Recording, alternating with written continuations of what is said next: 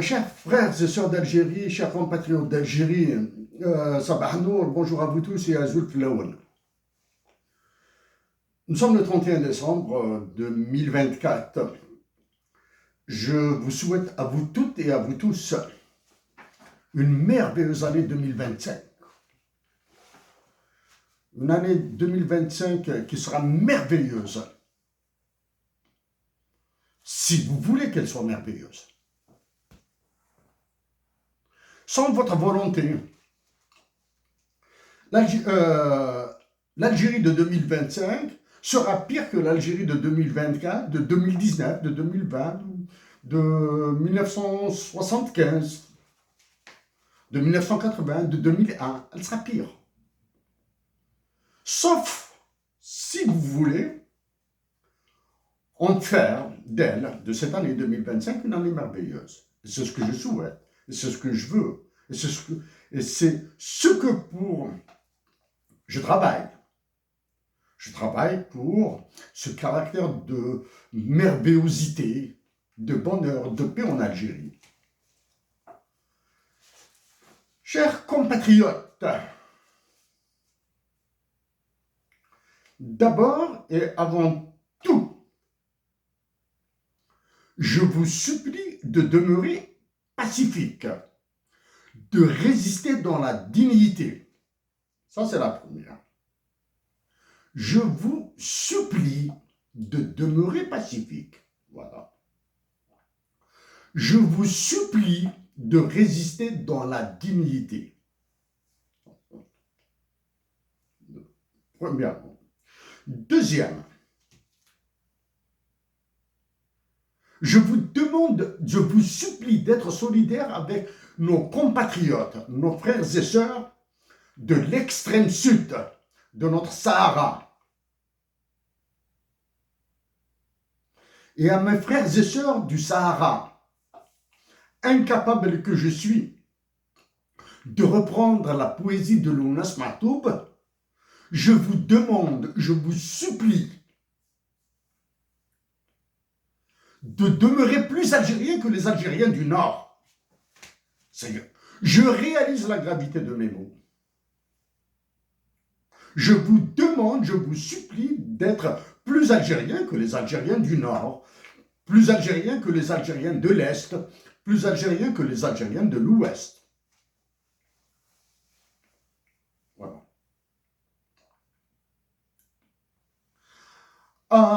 Mes frères et sœurs, soldats et officiers subalternes,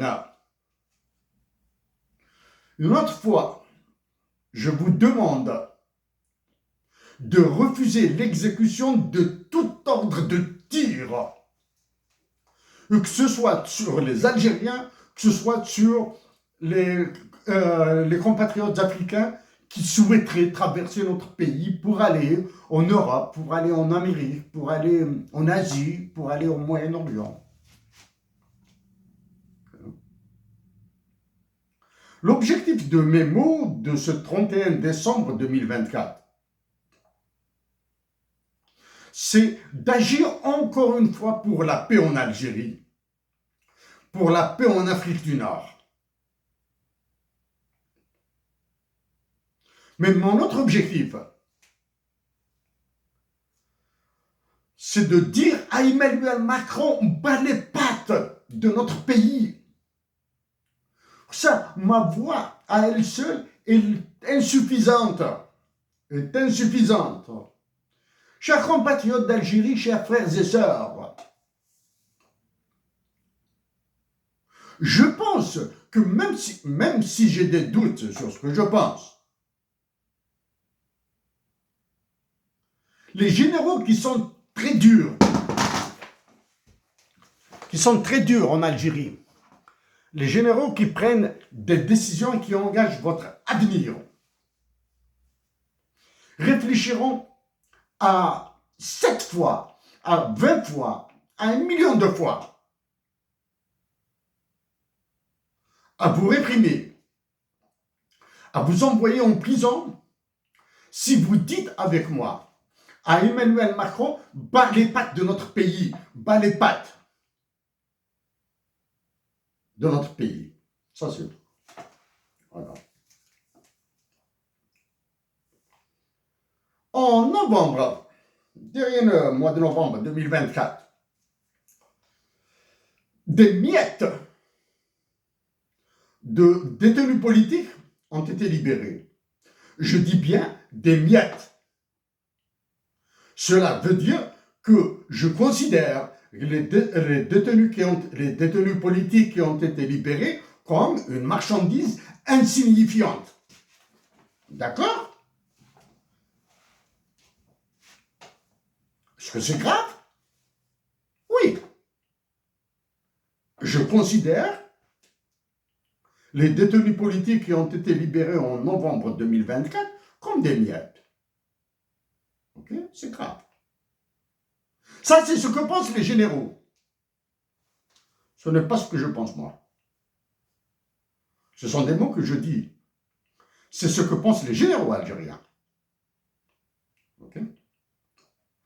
Nous allons libérer ces miettes de détenus politiques pour en faire l'arbre qui cache la forêt et en leur ordonnant de se taire et en maintenant encore un peu plus de miettes de détenus politiques dans les prisons algériennes.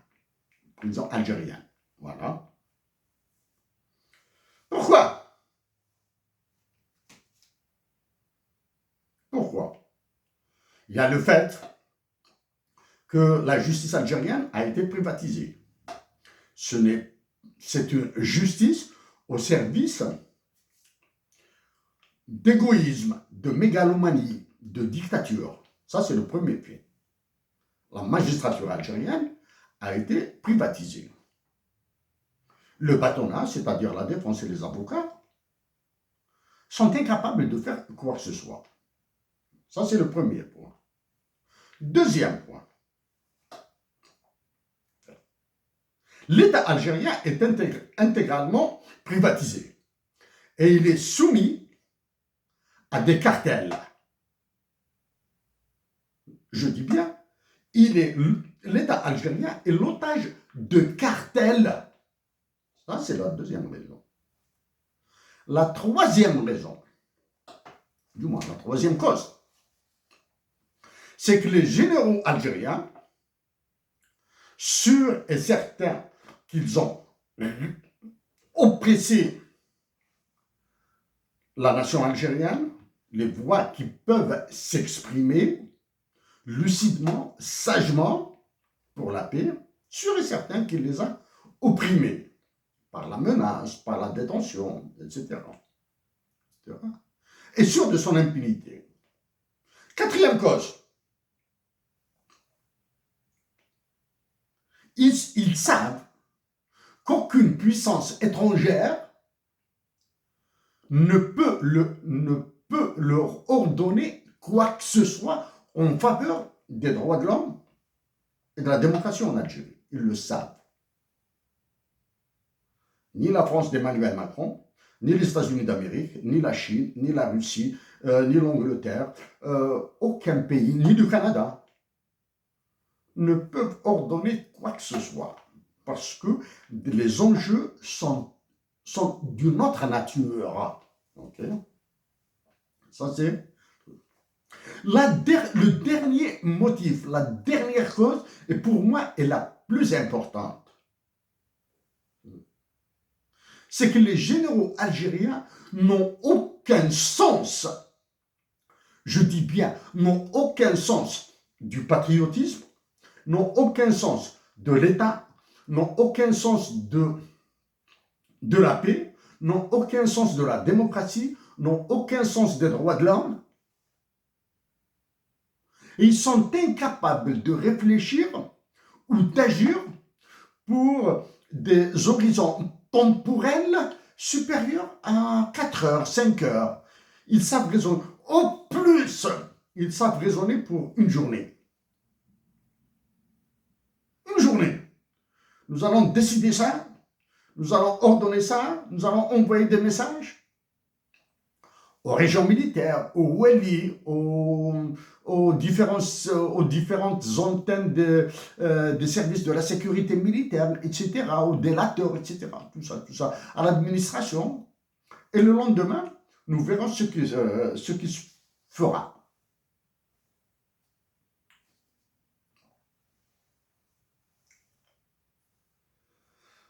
Avant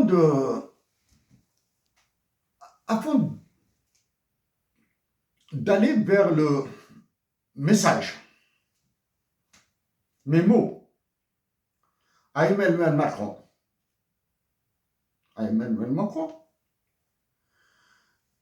je me dois de parler d'un événement sans être majeur, mais important, qui s'est produit en Syrie. Vous devez vous rappeler que le printemps arabe, porté par ce mouvement ravageur qui s'appelle le Hirak en Algérie en 2011, qui a commencé en 2011. Ensuite, il a explosé en termes de volume en 2019.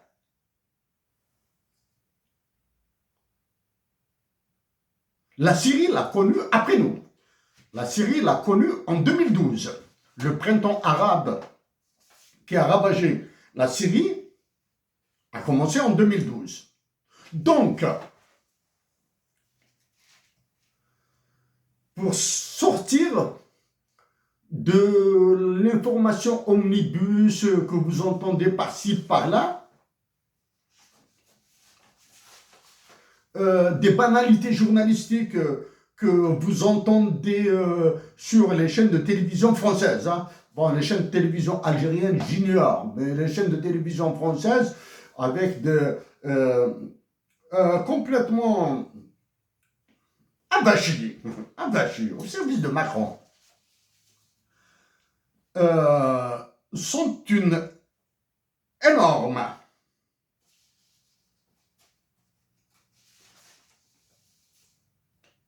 manipulation. Vous êtes victime de toutes les manipulations de l'information que nous puissions imaginer maintenant en 2024. Que ce soit par l'intelligence artificielle, soit par de la fausse information, soit par de la vraie information. On vous donne l'information vraie. Par exemple, tout ce qui est les marchés mondiaux, ce qu'on appelle les marchés mondiaux. L'information fausse qu'on vous donne par exemple. Tout ce qui se produit en Syrie, tout ce qui se produit au Mali, au Niger, au Sénégal, au Tchad, etc. D'accord? Avant de revenir sur ce que la nation algérienne doit tout faire pour éviter le scénario égyptien, empire le scénario syrien, empire le scénario soudanais, empire le scénario libyen, et empire ce qui attend le Mali, le Niger, le Tchad, et à un degré moindre, mais aussi grave, ce qui attend le Sénégal. D'accord?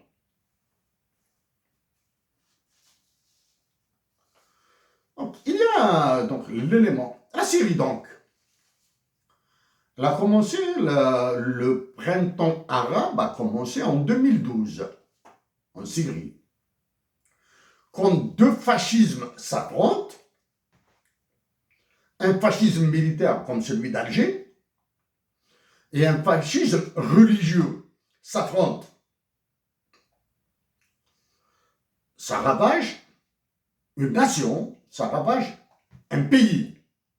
Donc dire que la Syrie s'est libérée, c'est se tromper lourdement.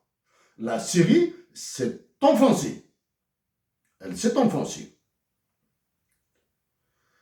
Ces éléments, comment les éléments pour étayer la destruction de la Syrie. Un élément que très peu de sources d'information vous rapportent, c'est vers 2016-2017,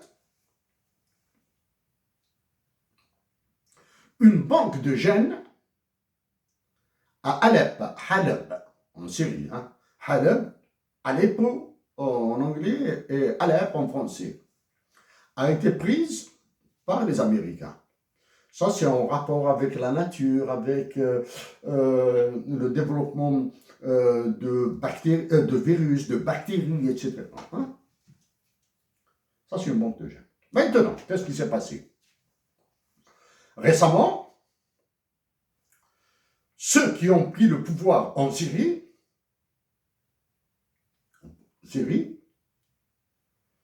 ont présenté, apparemment, présentent une face agréable. Alors qu'en arrière-plan, la vengeance en Syrie bat son plein. La vengeance. 2. L'avenir proche nous le dira rapidement. Il est impossible d'aligner toutes les factions islamistes sur un et un seul objectif. Un et un seul objectif composé de 3 éléments. Les droits de l'homme, la démocratie et le respect de la volonté populaire en Syrie. Il leur est impossible. Ça, c'est. Est-ce que la nation algérienne doit aller vers ça? Je pense que vous serez d'accord avec moi pour dire que c'est plutôt, nous, c'est la démocratie, les droits de l'homme qui doivent primer. D'accord? Ou mieux encore, ce sont les droits de l'homme d'abord et la démocratie ensuite qui doivent primer. Ça, c'est le deuxième élément. Un autre élément de la destruction de la Syrie. À peine une dictature militaire en partie a fui vers la Russie, à peine une dictature, et à peine qu'une nouvelle dictature installée en Syrie, que la nation syrienne a perdu quoi? Elle a perdu officiellement le Golan, El Joulan. Et comment s'appelle celui qui est au pouvoir en Syrie actuellement, formellement? Hein? Voilà. La Syrie a perdu officiellement, je pense, pour une très très longue période, le Golan, El Joulan.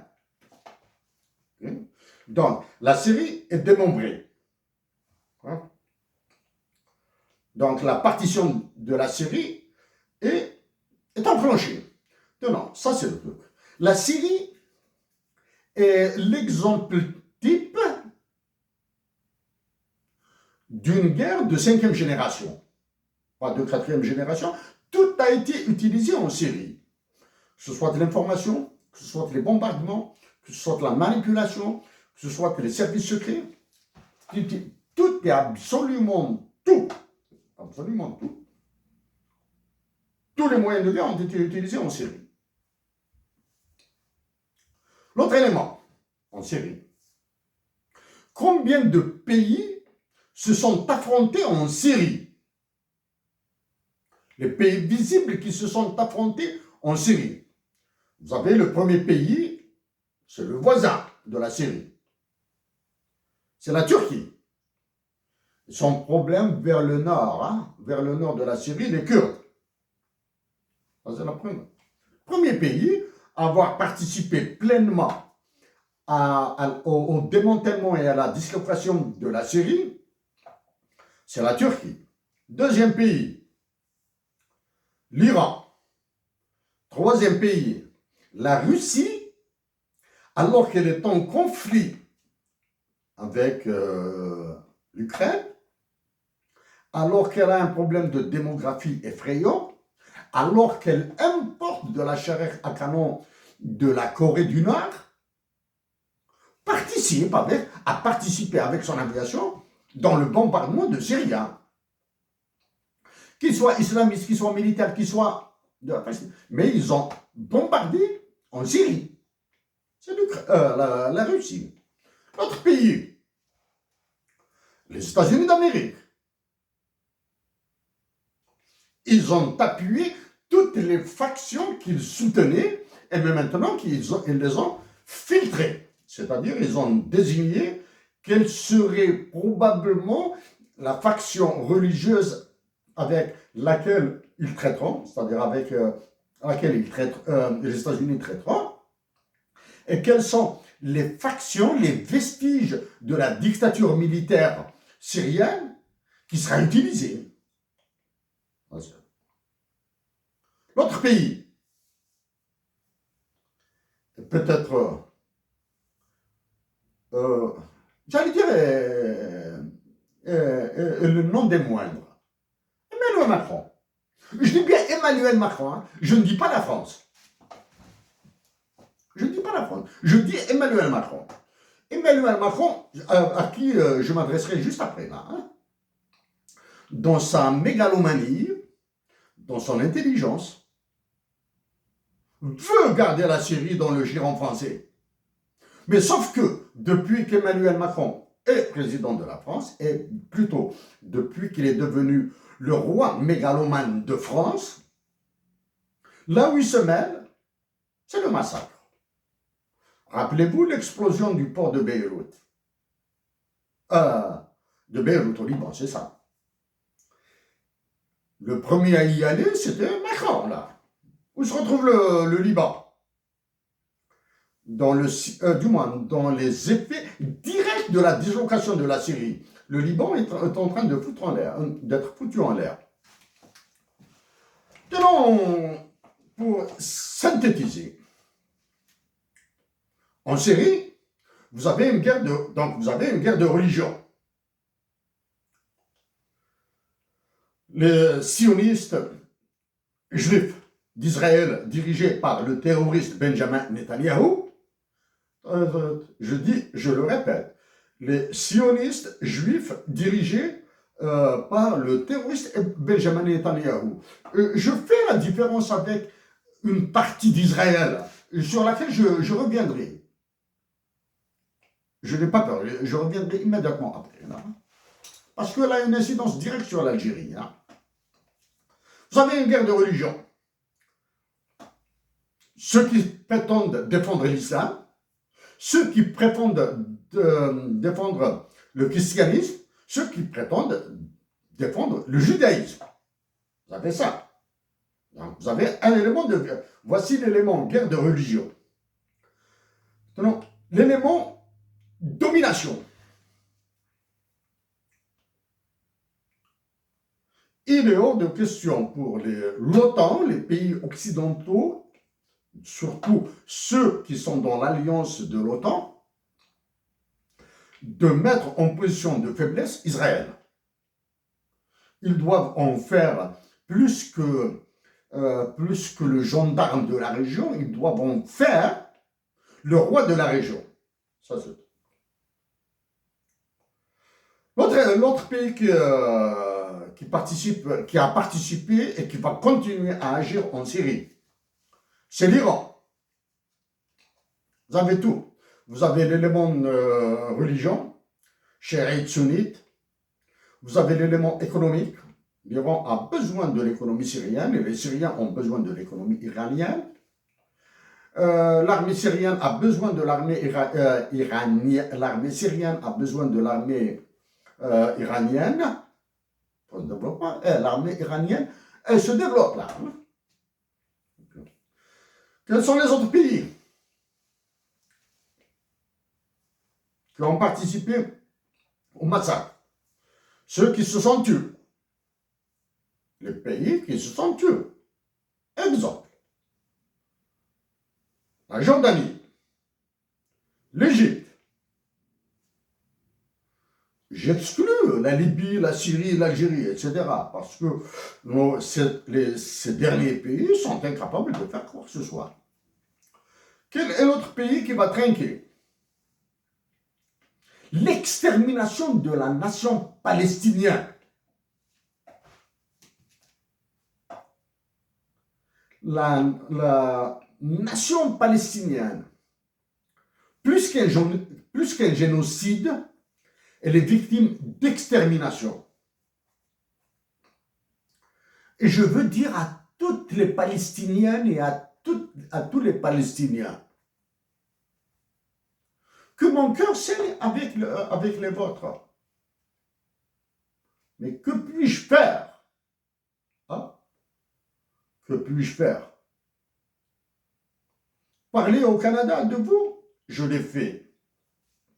Parler de la souffrance du peuple palestinien en Norvège? Je l'ai fait. L'ai-je fait dans des interventions précédentes? Oui.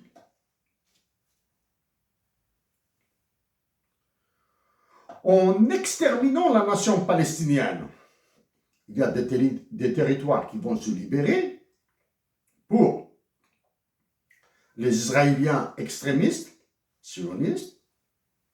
Il y aura le contrôle des lieux saints de toutes les religions. Oui, l'un de mes espoirs, l'un de mes rêves est de visiter Jérusalem avec la femme que j'aime. Oui, je veux aller à Jérusalem. D'accord? Voici une synthèse rapide de ce qui se passe, des conséquences de la Syrie maintenant. Maintenant, quand est-ce que la Syrie pourra se relever? Ses infrastructures économiques détruites, son armée disloquée, sa population ravagée, soit par la mort, soit par les maladies, soit par la démographie. D'accord? Quand est-ce? Non. À condition de laisser en paix la nation syrienne et à condition qu'elle ait des directions politiques saines et à condition qu'il y ait le sentiment de propriété chez les Syriens intact, il faudra minimum 50 ans pour que la Syrie se redresse. Quand j'étais en Norvège, j'ai rencontré des réfugiés syriens avec qui j'ai discuté, etc. Sans faire de corrélation ou de causalité ou dire que c'est juste ou c'est faux, etc. J'ignore le poids des régions en Syrie. Donc ces Syriens m'ont dit, le jour où Soueïda se soulèvera, là le régime de Bachar al-Assad sera foutu en l'air. Soueïda, c'est une ville plutôt au sud-ouest de la Syrie, Soueïda. C'est une petite région insignifiante. Mais d'après ces réfugiés syriens que j'ai rencontrés en Norvège, on dit que c'est l'une des régions qui pourrait faire basculer tout pouvoir politique et militaire en Syrie. D'accord. Et apparemment, ils ont raison. J'ai suivi l'information de ce qui se passe en Syrie. Oui, j'ai vu que Soueïda est rentré dans un cyclone de soulèvement, de manifestations qui ont duré peut-être une semaine. Une semaine après, le président de la Syrie et certains de ses proches sont partis en Russie. Des militaires syriens et surtout la sécurité militaire syrienne des éléments de la sécurité militaire commençaient à être chassés et capturés, torturés pour être jugés dans un processus des plus infamants. Vous me diriez, qu'ils méritent ça. Non. les processus infamant une nation deviennent une maladie. Et c'est toute la nation qui en sera atteinte. Parce que ce sera le pire des exemples qui sera suivi. Bon.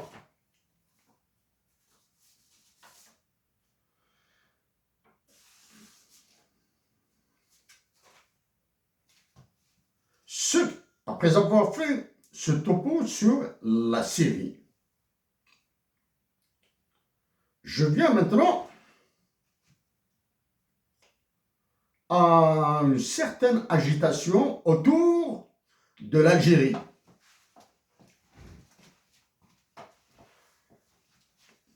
Je le répète pour peut-être la troisième, quatrième fois, que ça fait plus de 3 mois depuis que j'ai dit que l'Algérie, un coup d'État soft, s'est produit.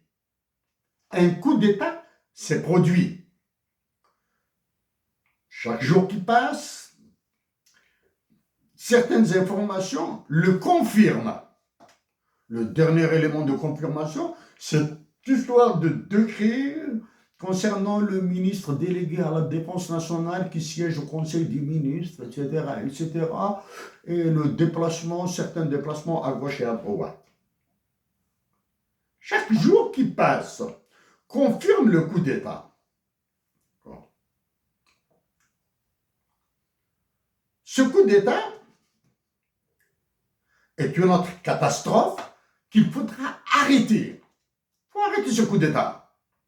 Est une autre catastrophe qu'il faudra arrêter. Cette catastrophe s'ajoute à la catastrophe de la destitution de l'ancien président en 2019.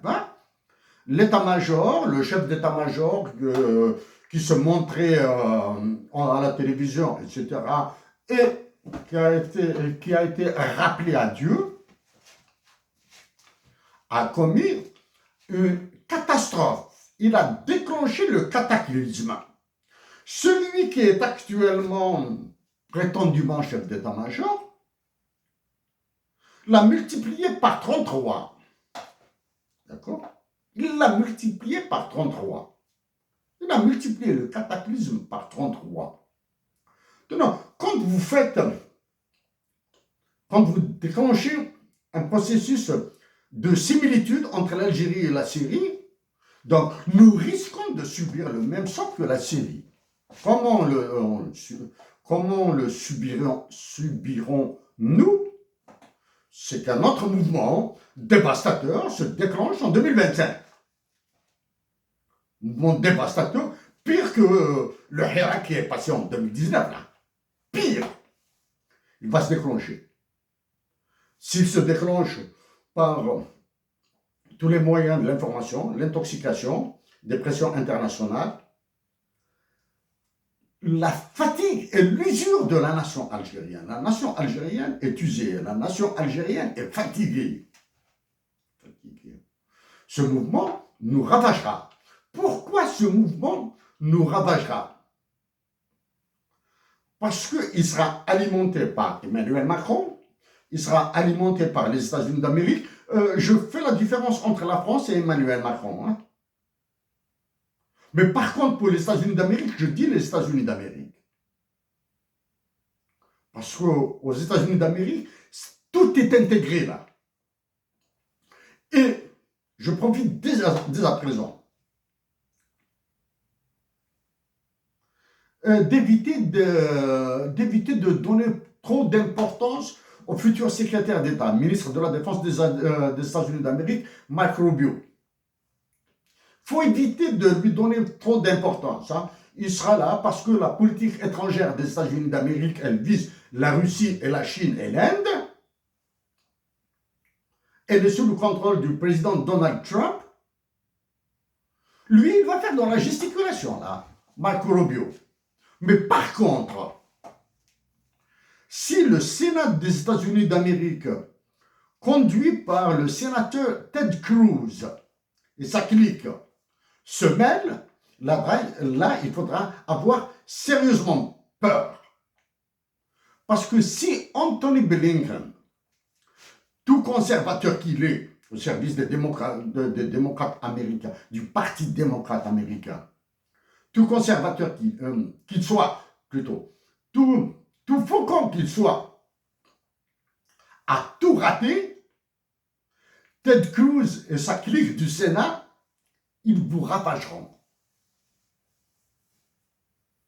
Bien. La politique étrangère des États-Unis d'Amérique, si le Sénat américain, je dis bien, pas la Chambre des représentants, le Sénat américain commence à parler de l'Algérie, là, il faudra avoir sérieusement peur. Donc, voici un truc. Maintenant, je reviens à l'Algérie. Un autre élément, c'est un élément du coup d'État. La loi des finances de l'Algérie pour 2025 a été signée il y a plus d'un mois déjà.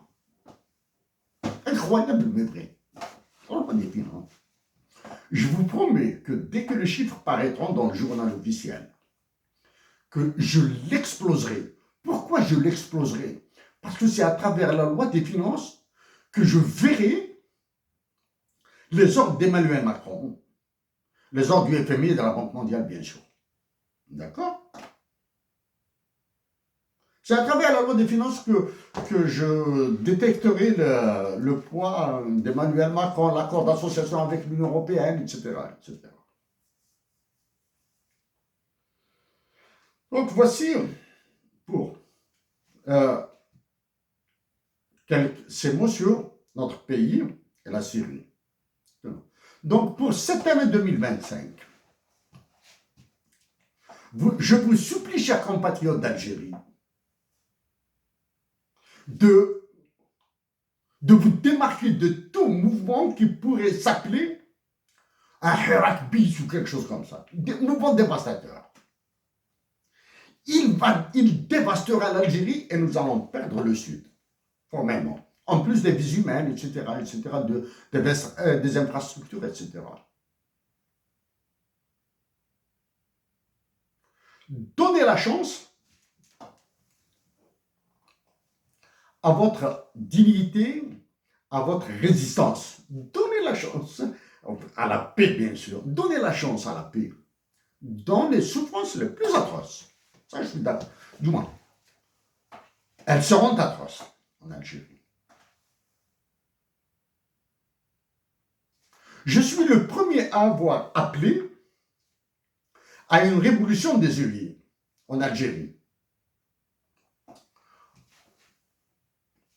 Je suis le premier à avoir appelé à une révolution des œillets, à une révolution qui sera conduite par des généraux patriotes, par des officiers supérieurs, colonels, etc., patriotes. C'est une condition nécessaire. Le réveil et un soulèvement des magistrats, procureurs, juges, magistrats, est la condition suffisante. Je dis bien. Une révolution des œillets conduite par des généraux, des colonels, des commandants, lieutenants-colonels, tout type de généraux là, est une condition nécessaire. Mais c'est le soulèvement des magistrats qui sera la condition suffisante. Maintenant, le soulèvement, une révolution des œillets, conduite par des généraux, et un soulèvement par les magistrats, sera la condition nécessaire et suffisante pour assurer la paix et le maintien de l'intégrité du territoire national.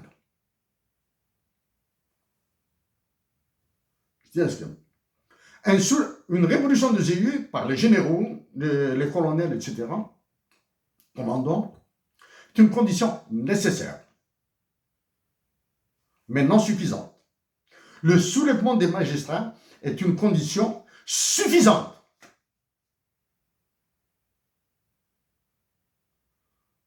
pour sauver l'Algérie. Mais cette condition suffisante aura un coût en vie humaine immense. D'accord? Je le répète.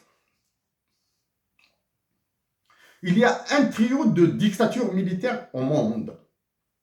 L'Algérie, la Birmanie et le Tchad. S'il y avait des Jeux olympiques de dictature militaire, elles auraient eu les 3 places.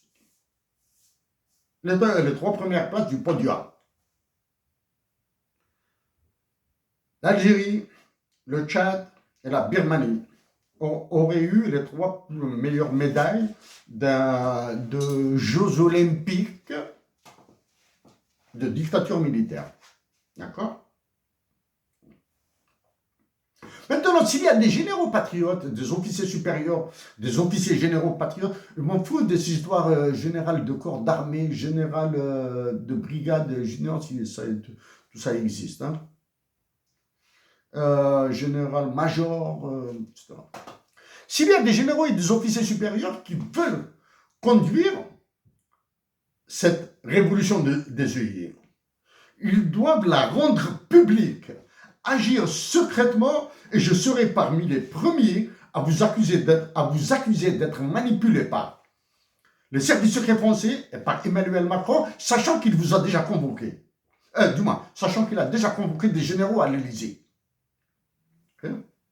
Je serai le premier à vous accuser d'être manipulé par Emmanuel Macron et ses services secrets, par la CIA, par le KGB, par le MI5 et par le Mossad. Parce que vous allez céder. Ça, c'est le truc. S'il y a des généraux qui sont tentés par une révolution des œillets, et ça sera à leur honneur, s'ils la rendent publique, qu'ils se débrouillent, qu'ils prennent un maquis, qu'ils occupent la première région militaire, ou bien qu'ils décident de bloquer l'état-major de Najar, qui se démerde.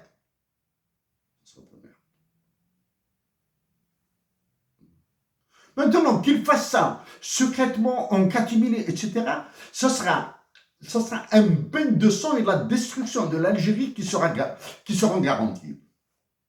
Pourquoi?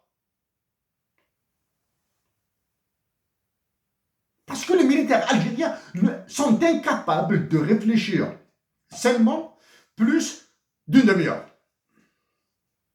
pour des décisions d'une journée. Deuxième raison.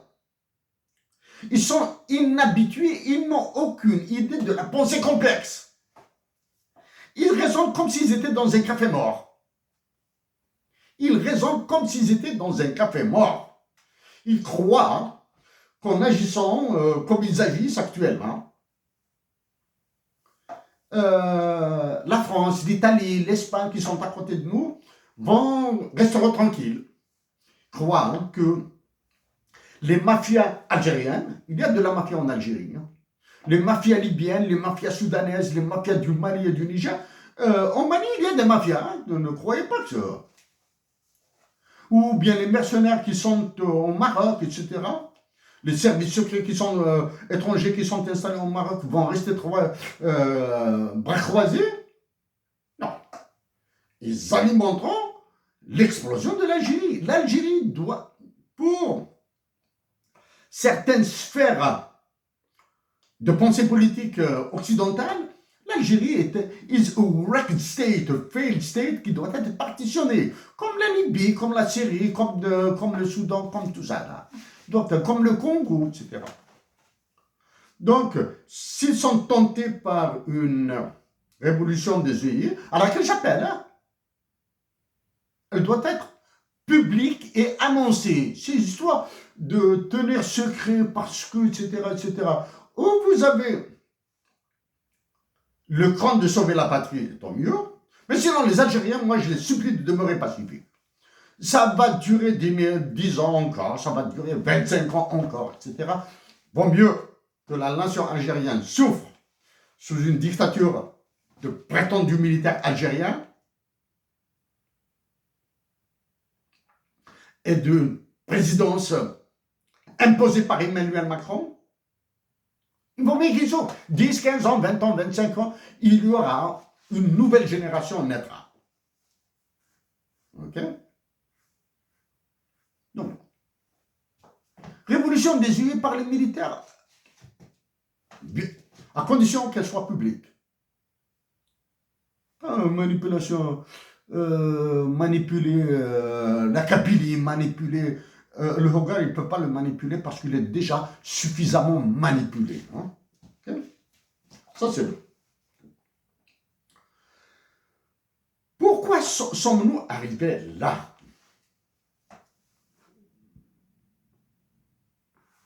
Pourquoi sommes-nous arrivés là?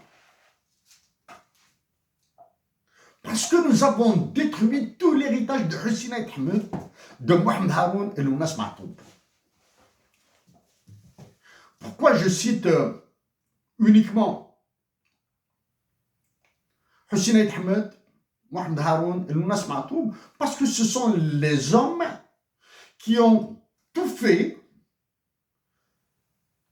durant ces 40 dernières années pour éviter le massacre de l'Algérie. Ils ont tout fait. 40, 50 ans, dans le dernier demi-siècle, ce sont les personnes qui se sont données à fond pour la patrie. Dois-je recevoir des leçons de patriotisme sur les autres Algériens? Non. C'est Mohamed Boudiaf qui a donné sa vie. On lui a pris sa vie, il n'a pas donné sa vie. Mohamed Boudiaf a donné sa vie durant la guerre de libération nationale. Mais à l'indépendance, on lui a pris sa vie. Des généraux ont ordonné de lui prendre la vie. D'accord?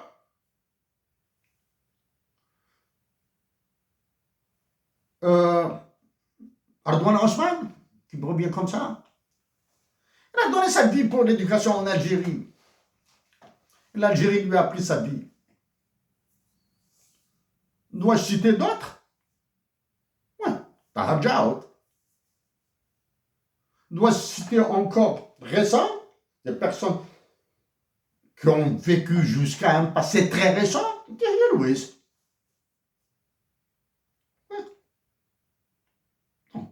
Mais Hussein Ahmed, Lounas Mahtoub et Mohamed Haroun ont été les parangons de la révolution dont a besoin l'Algérie, dont a besoin la nation algérienne. Maintenant, probablement que ça peut paraître complexe, compliqué ce que je dis. Peut-être. Maintenant, je vais le ramener un peu plus terre à terre. Par hasard, par chance, j'ai entendu une très brève intervention, une très brève séquence de l'intervention de Miloud Chenloufi sur YouTube. Maintenant, est-ce qu'il a fait cette intervention pour la télévision ou la radio algérienne? J'ignore, je ne regarde pas ces détails-là. Miloud Chenloufi, professeur à l'Académie militaire, à l'Académie royale militaire du Canada, Force armée royale du Canada. Il est professeur là-bas. Donc, il vit à Toronto. Miloud Chenloufi, je l'ai rencontré et j'ai discuté avec lui. Miloud Chenloufi, d'abord, mes salutations les plus fraternelles. Suis-je prêt pour un débat carabiné avec toi? Oui, je le suis. Je le suis. Pour un débat ultra carabiné, je le suis. Que ce soit à Montréal ou à Toronto, je viendrai là où tu veux. Du moins, venir à Montréal, ce serait mieux. Que je vienne à Toronto, ça ne me dérangerait pas du tout de venir à Toronto. Faire un débat carabiné avec toi. Dans quelles conditions nous nous sommes rencontrés? C'était lors de l'une de tes conférences à la Place des Arts à Montréal. L'année 2013, 2014, je ne me souviens plus, en tout cas ça remonte à une dizaine d'années. Je l'ai dit à plusieurs reprises et je le redis maintenant. Ta conférence sur la guerre de libération algérienne fait partie du top 5 des plus belles conférences à lesquelles j'ai assisté en Amérique du Nord. Okay? Elle fait partie du top 5. Tenant, je la mets au même niveau que l'intervention de Dahou Jabal à la chaire Raoul Dandurand de l'UQAM, après toi, sur la guerre et révolution algérienne. Ta conférence sur la guerre de libération nationale que tu as donnée en 2013-2014 a été un chef-d'œuvre pour moi. Chef-d'œuvre en étant froid. Chef-d'œuvre universitaire, académique. Elle portait comme titre essentiellement les mots suivants. Dans le titre, il y avait essentiellement les mots suivants. La guerre de libération nationale algérienne entre l'éthique de la conviction et de la responsabilité. Donc, c'est très philosophique. Hein. C'est-à-dire, en allant sur un sujet, aborder la guerre de libération nationale avec un fond, avec une approche philosophique, c'est-à-dire, on y va là, hein, on y va vers les boyaux, vers le noyau. Donc, l'éthique de la conviction et de la responsabilité. Top, top. J'ajoute à cette conférence, bien sûr, l'intervention de Dahou Jabal à la conférence sur les guerres de libération nationale et l'exemple algérien qui a été fait à l'Université du Québec à Montréal par la chaire Raoul Dandurand. J'ai assisté, c'était top. Hein, j'ai vu, il y avait des professeurs d'histoire américains. Il y avait une dizaine, une douzaine de conférenciers, peut-être une dizaine de présents, c'est plus des universitaires ou comme ça, là, dans une petite salle, hein, et j'étais là-bas. J'ai assisté à une partie, pas à tout, à une partie. Donc, il y a ta conférence Miloud, c'est du top, hein, c'est vraiment du top. D'un point de vue académique, hein, d'un point de vue universitaire, pas un truc... Ben, bien sûr qu'il y a du sentiment en Miloud, hein. Donc, Dahou Jabal, j'ai assisté à une conférence privée à l'Université de Montréal, non publique. J'étais introduit par deux professeurs qui m'ont introduit, ils m'ont pris avec eux. Conférence, il y avait une vingtaine de personnes dans une assez grande salle d'un bloc administratif de l'Université de Montréal. C'était sur l'initiative Obori, One Belt, One Road Initiative. Le conférencier était un Américain d'origine française. C'était immense. Là, c'est là où on voyait l'Algérie. Donc, ça, c'est la troisième conférence. Quatrième conférence, c'était au siège de l'Organisation de l'aviation civile internationale à Montréal. C'est de l'organisation, au siège. Hein. J'ai manœuvré, au lieu de payer 500 $, j'ai payé 5 ou 10 $, quelque chose comme ça. Au lieu de payer 500 $, j'ai payé 5 ou 10 $, comme ça, j'ai assisté une journée. Il y a une autre série de conférences, parmi lesquelles je cite comme ça, de tête, Éric Pinault, le professeur Éric Pinault, docteur en économie et en sociologie à l'UQAM, il est professeur à l'UQAM. J'ai assisté à une de ses conférences, à un cours plutôt, à un cours conférence il y a assez longtemps. C'était du top. C'était du top. C'était en 2012, 2013. quelque chose comme ça, 2012-2013. À la fin, en tête à tête, je lui ai posé la question. En 2012, je l'appelais Eric. Eric, s'il te plaît, est-ce qu'il y a une guerre des monnaies maintenant en 2012? Il a fait ça. Il s'est gratté la tête, il a tiré les cheveux. Vous connaissez mon nom, shérif? Est-ce qu'on pourra parler après de ça? Ça, j'ai eu la réponse avec un économiste directeur à Citibank, New York, etc. Je passe sur ça. Ça, c'est une autre conférence.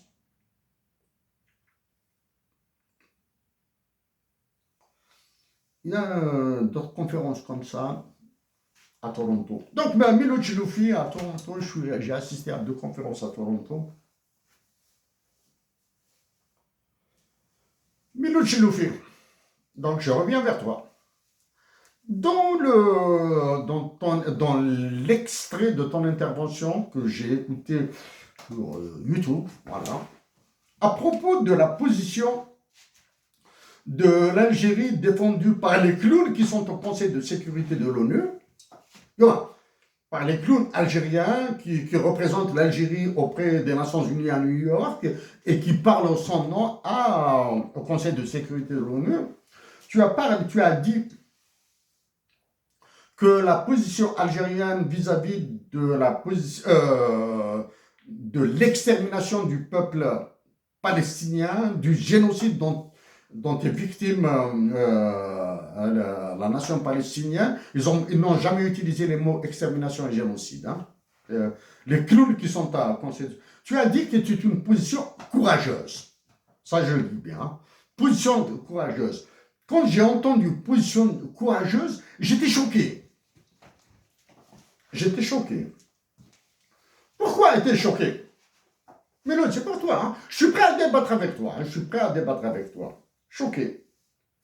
D'abord, as-tu profité de l'ignorance de la personne qui t'a interviewé? Probablement. As-tu profité du caractère généraliste de ton affirmation? La position de l'Algérie est une position courageuse, j'ignore. J'ai dit que tu as utilisé, tu as parlé, tu as donné une conférence sous la guerre de libération de l'insouciance sous l'éthique de la conviction et de la responsabilité. Je t'ajoute maintenant, est-ce qu'il y a une éthique de la peur? As-tu peur? As-tu parlé sous l'éthique de la peur? De déplaire aux généraux algériens qui pouvaient t'envoyer en prison immédiatement. Illico presto, hein, sine die, hein. T'envoies en prison immédiatement. D'accord? Tu as dit que la position de l'Algérie est une position courageuse. D'abord, je te dis que le courage est une vertu neutre. Ok. Le courage est une vertu neutre. Pour massacrer son pays, il faut avoir le courage des généraux algériens. Pour sauver son pays, il fallait avoir le courage des révolutionnaires algériens. Donc les révolutionnaires algériens, comme Saad Kchot, avaient eu le courage de donner leur vie, comme Mahmoud Boudiaf, comme Abbas Larour. Ils ont donné leur vie pour l'Algérie. Ils ont eu le courage. Mais ceux qui ont redonné l'indépendance de l'Algérie à Emmanuel Macron, ils ont aussi du courage. Donc le courage est une vertu neutre. Le courage n'est ni positif ni négatif. C'est une vertu. Moi, le courage. Ceux qui affament des bébés comme en Palestine, comme en Algérie, ceux qui privent les malades de médicaments et d'hôpitaux comme en Palestine, comme en Algérie, ont du courage. Ceux qui les aident à sortir, à se soigner, ont du courage. Ils donnent de leur temps, de leur argent, de leur amour, dans tout ça. D'accord. As-tu réagi sous l'éthique de la peur? L'éthique de la peur. La peur aussi a un aspect positif. peur. Quand on a peur, on sauve sa peau, là. Il y a le risque d'une guerre, m'engager dans une guerre de libération de l'Algérie, je veux sauver ma peau. Moi, je veux être utile à l'Algérie en étant vivant. J'ai peur de mourir, donc je veux rester vivant pour l'Algérie.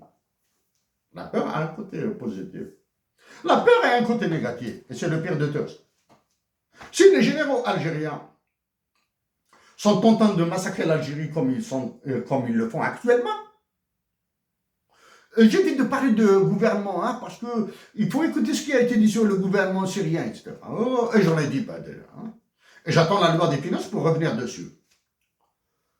Avoir la peur a ce côté négatif.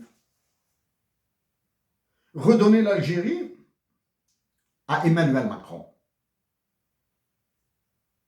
En ayant peur pour eux-mêmes, pour leur bien, leur richesse, leur avenir, pour leur vie, pour la prison, des généraux algériens, plus des civils, hein, il y a des civils dans la marmaille là, ont redonné l'Algérie à Emmanuel Macron. Mais là, je le vis en tant qu'intellectuel, en tant qu'universitaire. En tant qu'universitaire. As-tu rendu service à la nation algérienne en utilisant les mots que je viens de citer? La position de l'Algérie vis-à-vis de la cause palestinienne est courageuse. Ouais. Ma position vis-à-vis du mouvement dévastateur du Hirak et des généraux algériens est-elle courageuse? Je te laisse le soin de la qualifier. En te rappelant que le courage est une vertu neutre. Ok? Je me fie de quoi a besoin notre patrie maintenant?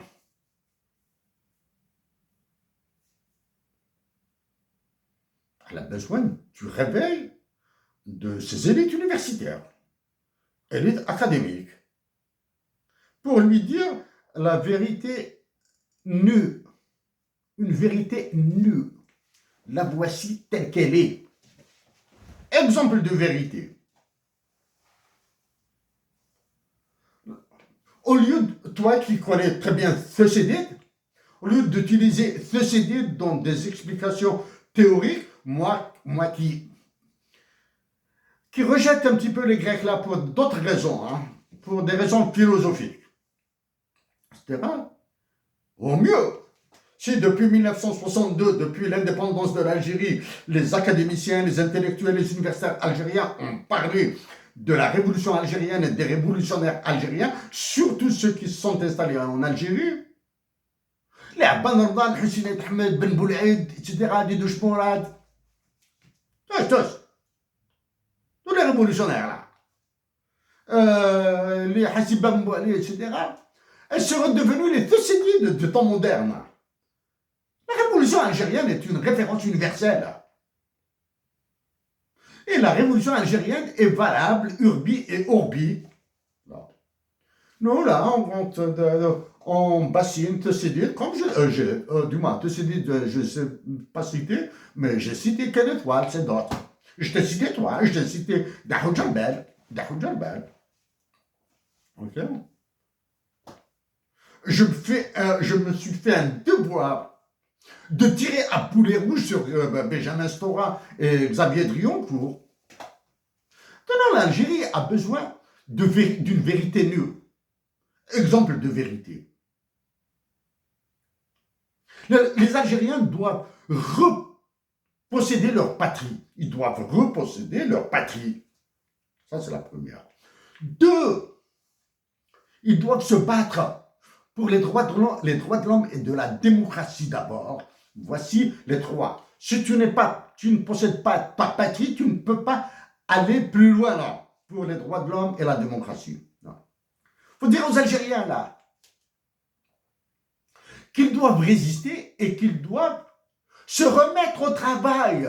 L'Algérien est improductif. il faut le dire. Mais la stérilité de la production algérienne est due justement aux dictatures militaires et à la conciergerie qu'ont constitué la présidence de la République, toutes les présidences de la République.